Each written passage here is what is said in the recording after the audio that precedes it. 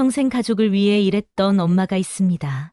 회사에서는 나이가 많다는 이유로 잘렸고 집에 돌아오자 남편은 말했습니다. 이제 당신은 돈도 못 벌잖아. 그리고 자식들마저 이렇게 말했습니다. 엄마 때문에 우리 삶이 힘들어졌어. 오늘은 돈을 벌지 못하게 된 순간 가족에게 버려진 한 엄마, 미숙의 이야기입니다. 김미숙은 쉰둘의 나이에 회사 회의실로 불려 들어갔다. 인사팀장과 젊은 과장이 마주 앉아 있었다. 테이블 위에는 서류 한 장이 놓여 있었다. 김 과장님, 오늘 이렇게 부른 이유는요. 팀장이 입을 열었다. 회사 사정이 어려워서가 아니라 솔직히 말씀드리면 요즘 시장에서는 젊은 이미지가 필요합니다. 미숙은 그 말을 듣는 순간 귀가 멍해졌다. 정과는 매년 상위권이었다. 근속연수 23년 팀 내에서 가장 책임감 있는 사람으로 평가받았다. 하지만 그 무엇도 나의 앞에서는 무용했다. 명예퇴직 형식으로 진행하겠습니다. 위로금은 규정대로 지급됩니다. 미숙은 고개를 끄덕이며 서류에 사인했다. 펜을 쥔 손이 떨렸다. 회의실을 나서는 순간 복도가 낯설게 느껴졌다. 23부터 일해온 이곳이 이제는 그녀를 필요로 하지 않았다. 엘리베이터 안에서 미숙은 거울에 비친 자신을 봤다. 흰머리가 섞인 단발머리, 깊어진 눈과 주름. 언제부터 그녀는 젊지 않은 사람이 되어 있었을까? 집으로 돌아가는 길, 미숙은 지난 20여 년을 떠올렸다. 맞벌이로 집을 지탱해 온 사람은 자신이었다. 아이들 학원비, 대학 등록금, 남편이 사업 실패했을 때 빚 갚은 것도 모두 그녀의 월급에서 나갔다. 현관문을 열고 들어서자 남편 최성우가 거실 소파에 앉아 TV를 보고 있었다. 미숙은 가방을 내려놓으며 조용히 말했다. 여보, 나 회사 그만두게 됐어. 성우는 리모컨을 내려놓고 미숙을 쳐다봤다. 놀란 표정이 아니었다. 오히려 한숨이 먼저 나왔다. 이제 우리 집은 나 혼자 벌어야 되는 거야? 미숙은 아무 대답도 하지 못했다. 그저 방으로 들어가 문을 닫았다. 침대에 앉아 창밖을 내다봤다. 저녁 하늘이 무겁게 가라앉고 있었다. 그날 밤 미숙은 잠들지 못했다. 천장을 바라보며 생각했다. 나는 지금 무엇을 잃은 걸까? 자리인가? 아니면 나 자신인가? 처음엔 걱정하는 척이었다. 천천히 알아보면 되지. 라고 말했다. 하지만 그것도 잠시뿐이었다. 2주가 지나자 말투가 달라지기 시작했다. 집에 있으니까 설거지는 했어? 저녁은 준비해놨지?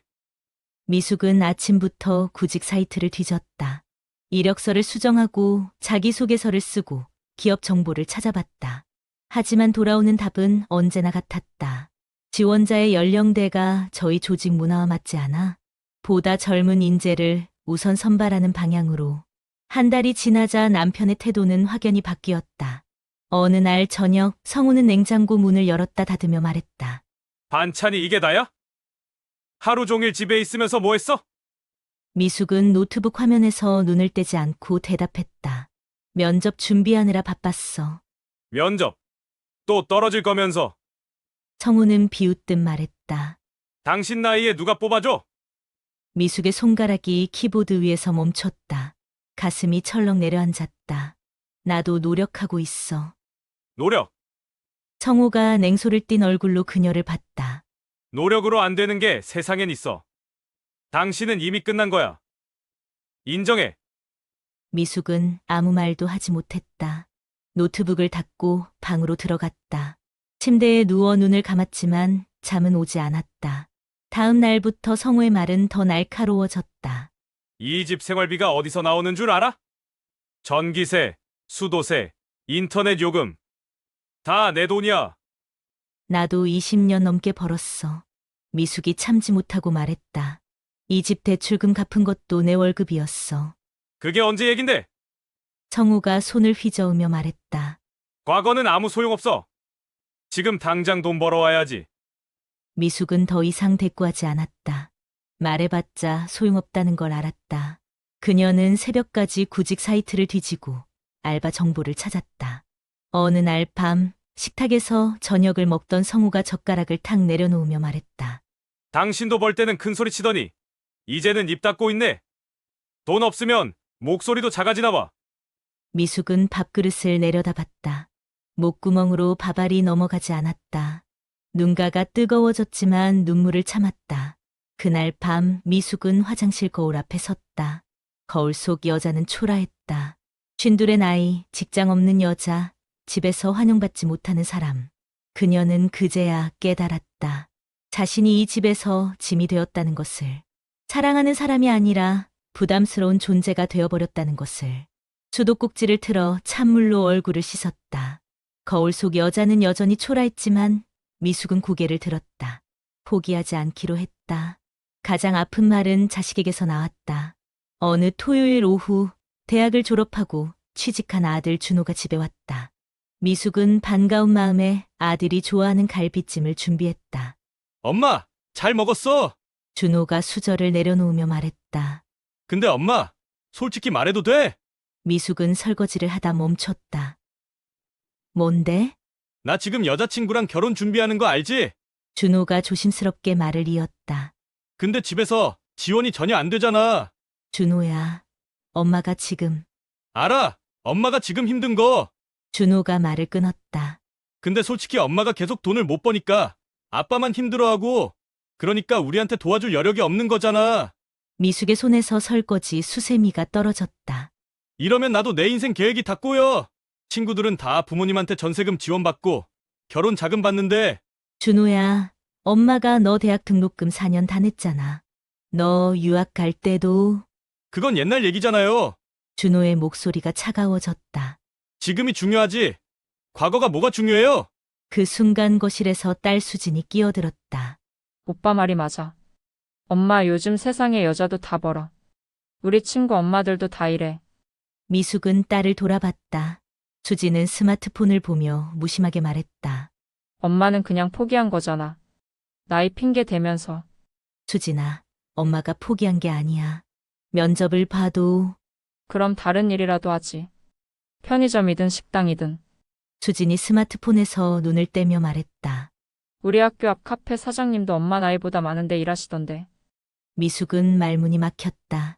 가슴이 무너져 내리는 것 같았다. 너희들 학원비, 과외비, 등록금, 미숙의 목소리가 떨렸다. 그거 다 누가 벌어왔는데. 그래서 지금 은혜 갚으라는 거예요? 준호가 냉정하게 말했다. 부모가 자식 키우는 건 당연한 거 아니에요? 나는 그런 얘기 하는 게 아니야. 그럼 뭔데요? 수진이 말했다. 엄마 솔직히 요즘 우리 집 분위기 엄마 때문이잖아.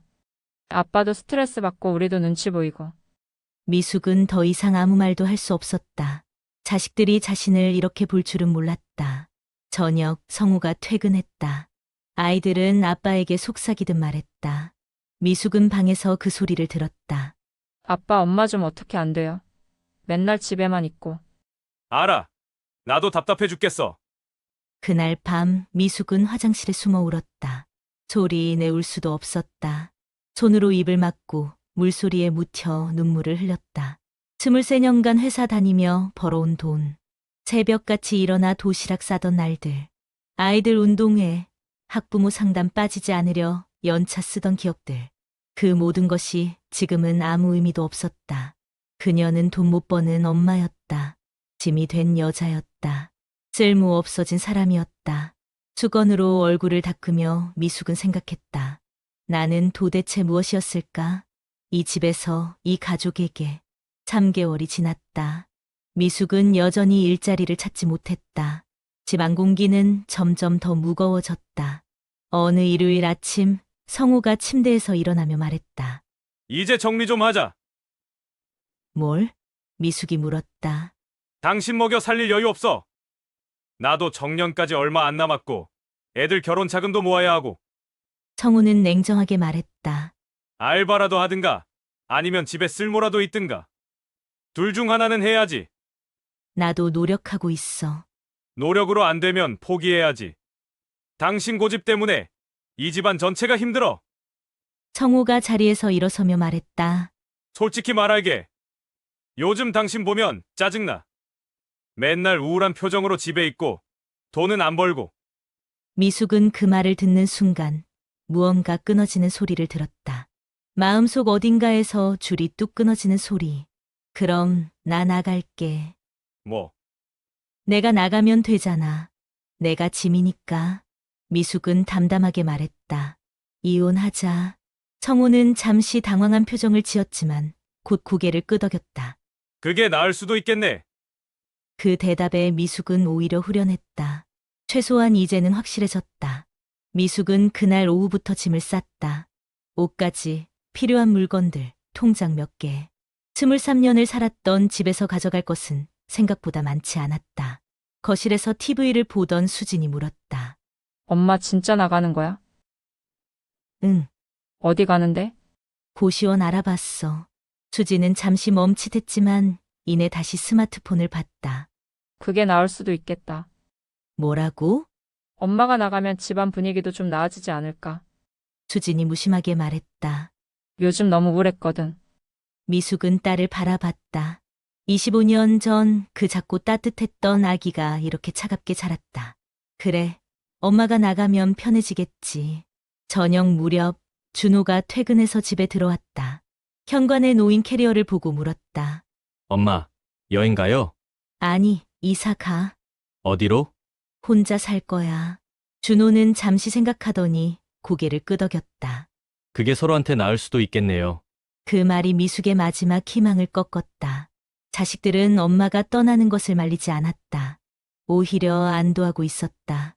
엄마, 그래도 가끔 연락은 해요. 응. 미숙은 짧게 대답했다. 현관문을 나서는 순간 미숙은 뒤를 돌아봤다. 청호는 거실 소파에 앉아 있었고 아이들은 각자 방에 있었다. 누구도 현관까지 나오지 않았다. 문을 닫는 순간 23년의 결혼 생활이 끝났다. 고시원 방은 3평도 안 되었다. 창문은 작았고 침대는 삐걱거렸다. 벽은 얇아서 옆방 소리가 다 들렸다. 하지만 이곳에는 비난이 없었다. 짐이라는 말을 듣지 않아도 됐다. 쓸모없다는 눈빛을 마주하지 않아도 됐다. 미숙은 짐을 풀고 좁은 침대에 앉았다. 핸드폰을 켰다. 아무도 연락하지 않았다. 창밖을 내다봤다. 낡은 건물들 사이로 해가 지고 있었다. 미숙은 처음으로 혼자가 되었다. 그날 밤 미숙은 울지 않았다. 대신 구인 광고를 찾아봤다. 새벽 청소 일자리가 있었다. 나이 제한이 없었다. 다음 날 아침 미숙은 면접을 보러 갔다. 차장은 물었다. 이 나이에 새벽 일할 수 있어요? 할 수 있습니다. 힘든데 괜찮습니다. 미숙은 단호하게 말했다. 제가 필요한 곳이라면 어디든 가겠습니다. 차장은 고개를 끄덕였다. 내일부터 나오세요. 미숙은 처음으로 웃었다. 누군가 자신을 필요로 한다는 것. 그것만으로도 충분했다. 새벽 4시. 알람이 울렸다. 미숙은 어둠 속에서 일어나 옷을 갈아입었다. 고시원 복도는 조용했다. 모두가 잠든 시간. 첫 출근지는 강남의 한 오피스 빌딩이었다. 미숙은 청소도구를 들고 20층부터 내려오며 복도를 닦았다. 허리가 아팠고 무릎이 시렸다. 하지만 이상하게도 마음은 편했다. 아무도 그녀에게 왜 이 나이에 이 일을 하냐고 묻지 않았다. 아무도 그녀를 쓸모없다고 하지 않았다. 한 달이 지났다. 월급날 미숙은 통장에 찍힌 숫자를 봤다. 120만 원. 예전 회사 월급의 3분의 1도 안 되는 금액이었다. 하지만 이 돈은 달랐다. 이 돈은 누구에게도 무시당하지 않고 자기 힘으로 번 돈이었다. 미숙는 그 돈으로 고시원비를 내고 밥을 먹고 필요한 것을 샀다. 남는 돈은 저축했다. 언젠가 더 나은 곳으로 이사 갈 수 있도록. 석 달이 지난 어느 날 성우에게서 전화가 왔다. 여보, 아니. 미숙 씨, 왜? 집안이 좀 엉망이야. 성우의 목소리는 지쳐 있었다. 애들도 불편해하고 밥도 제대로 못 먹고 있어. 청소도 안 돼 있고. 미숙은 웃음이 나왔다. 그럼 내가 하면 되잖아. 나도 일하느라 밥. 그리고 솔직히 당신이 집안일 잘했잖아. 이제 와서 그걸 알았어? 미숙 씨, 우리 다시 생각해보는 게 어때?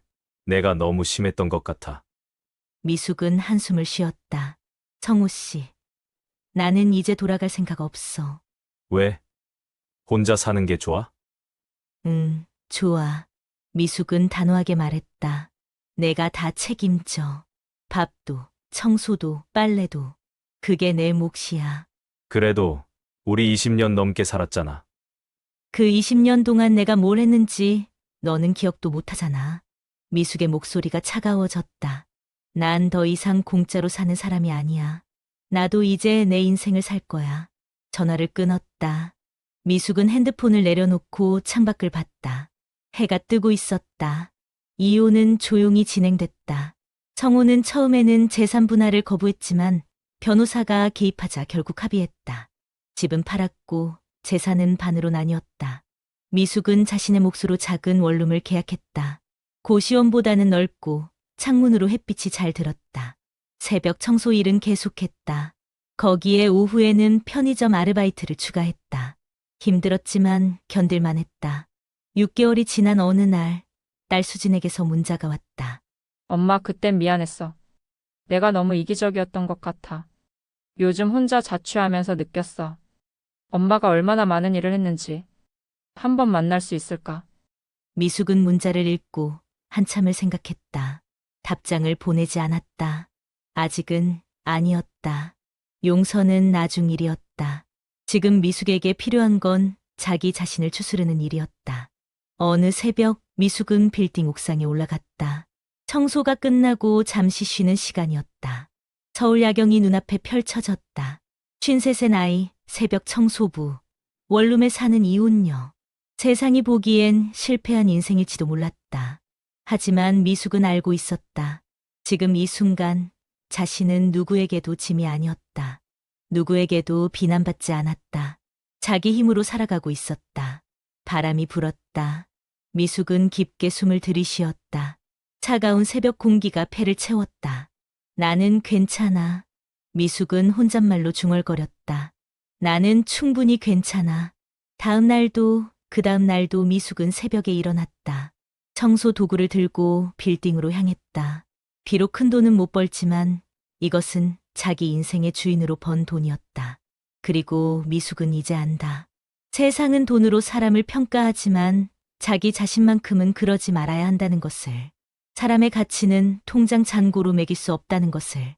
가장 중요한 건 스스로를 포기하지 않는 것이라는 걸. 미숙은 오늘도 걷는다. 자기 인생의 주인으로. 긴 이야기 끝까지 함께 해주셔서 감사합니다. 재미있으셨다면 좋아요와 구독으로 응원해주세요. 다음 이야기에서 또 만나요.